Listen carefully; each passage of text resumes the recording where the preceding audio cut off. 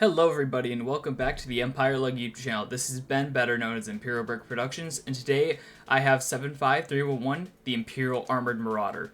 This has 478 pieces, 4 minifigures, and retails for $40 coming out August 1st.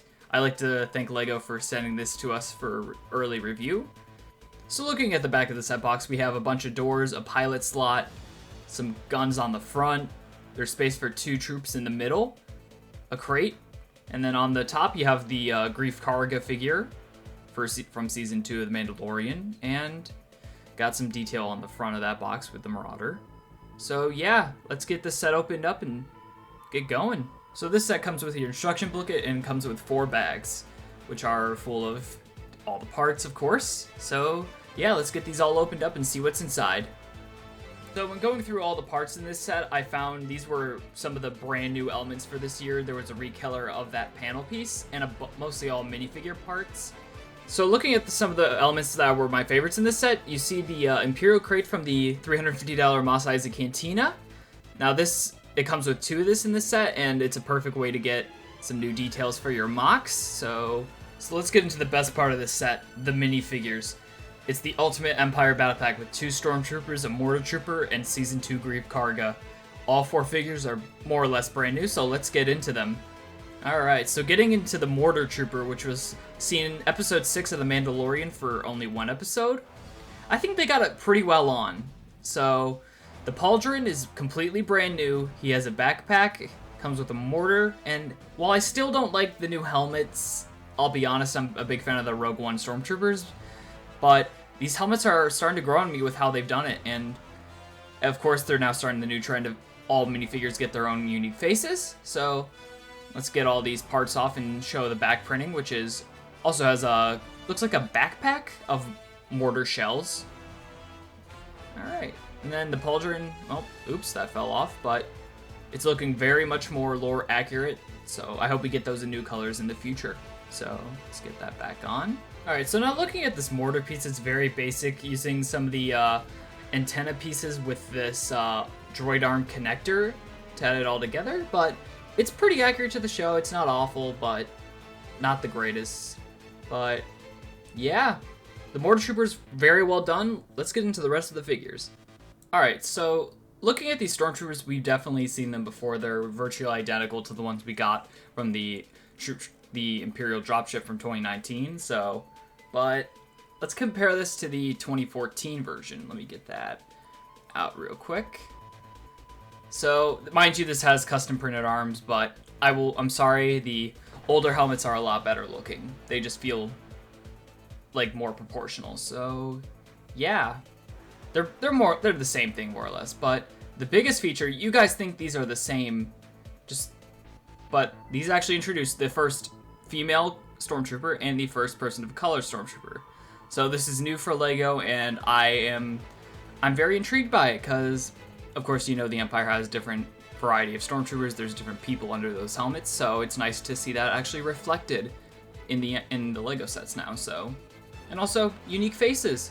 All right, let's get those helmets back on. But yeah, the Stormtroopers are a good addition. You cannot go wrong with more Stormtroopers. So let's get into Karga. Alright, so looking at Karga, one word I can say is just incredible. The face print is so well done, the body print especially. They got Carl Weathers very spot on. This is one of the most accurate actors I've seen from The Mandalorian so far. Oops, didn't mean to drop him there, but the only downside with this figure is, of course, the lack of back printing, and there's no alternate face print. Like, there's no other emotion, so that, unfortunately, that's not acceptable to me. I don't like that, but let's go compare him to his older counterpart from the Razor Crest set, which is the Season 1 Karga, which honestly is not as good anymore. It does not hold up. The Season 2 one is just better, but the only upside to the older one is that it has an alternate face print with a smiling face print and an angry one on the front. If LEGO added an alternate face print to the Season 2 Karga, we'd have an incredible figure on our hands, but LEGO, you knocked it out of the park with this Karga, and I could be not more impressed.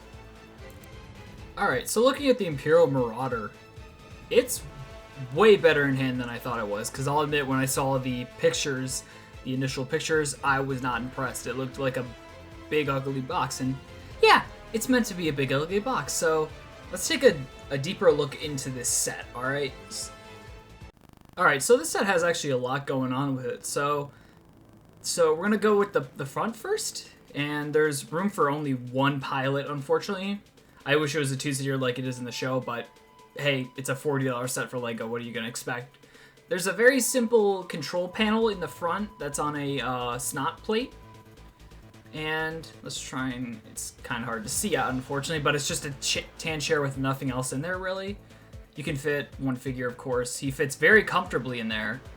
It's very hard to see, but you can tell he's in there. So, and then there's also two doors on the front right before the cockpit, which is exactly like it is in the show.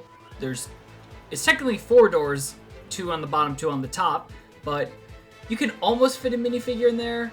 Like, they kind of have to be bent over a little bit if it's a Stormtrooper and all, but yeah, they kind of fall out. But you have a comfortable room for one Stormtrooper. Get those closed up real quick. And then moving to the sides, we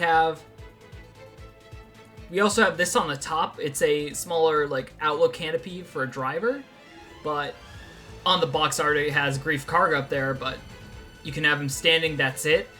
The figures cannot sit down, unfortunately, in this, like I'm going to show right now. It's nothing. You can only have him standing, which I don't get the point, personally, of having it that at all, but... Then we also have these, right here, these cannons, which are kind of bubble turrets. They kind of remind me of the real-life military AA turrets, and they use the lightsaber hilts for the nose of the gun, which I like. That's a good detail. It doesn't look bad at all. And then on these sides right here, we have the crates. So we actually have storage, too. Let me try and get these out real quick. But as I said earlier, these are from the Mos Eisley Cantina. So they have the Empire logo on one side, and then you actually have the Arabesh. I have not translated what it is, but you don't have a lot of room, but just the fact it has, like, printed detail on it is anything. It's a dream for a mock builder. You cannot go wrong with that. So let's put those back in there real quick. There we go. All right, so looking inside, this has way more interior than I thought it did. So sorry about the lights, kind of hard to see, but you can fit about you can fit two people in there. So let's get the Stormtroopers in there. But it really fills his role as a troop transport, which is very good news in my opinion. You can actually fit the Marauder Trooper with his backpack included, which is an excellent feature because most sets with an interior like this usually never account for that figure of that size. So they fit very comfortably in there. Gotta put the canopy back on top, close that down, and yeah, very well done. I'm very impressed with this so far. So let's check out the back of this set, and this is where the turret is in the show, which Grief Karga was manning during the episode 4 of season 2, and it fully rotates. It's not bad. It's not accurate to the show, to be honest, but what do you expect? LEGO gets the concept art a little early, so. But you can close this down, and it's an interesting feature. It just has a chair in there. There's no controls, which kind of stinks, but you can tell it works. It's just a turntable, and you can go about like 180 degrees almost, but you can shoot those off. It's just your standard stud shooters, which are very standard, but you can actually see the Stormtrooper through the window. But yeah, it's not bad. I'm a little comfortable with these play features now, so because I know it's made for kids at the end of the day, and they function. You can't go wrong with that. So let's get to final thoughts. So what do I think of this set? Surprisingly good. The figure selection is outstanding.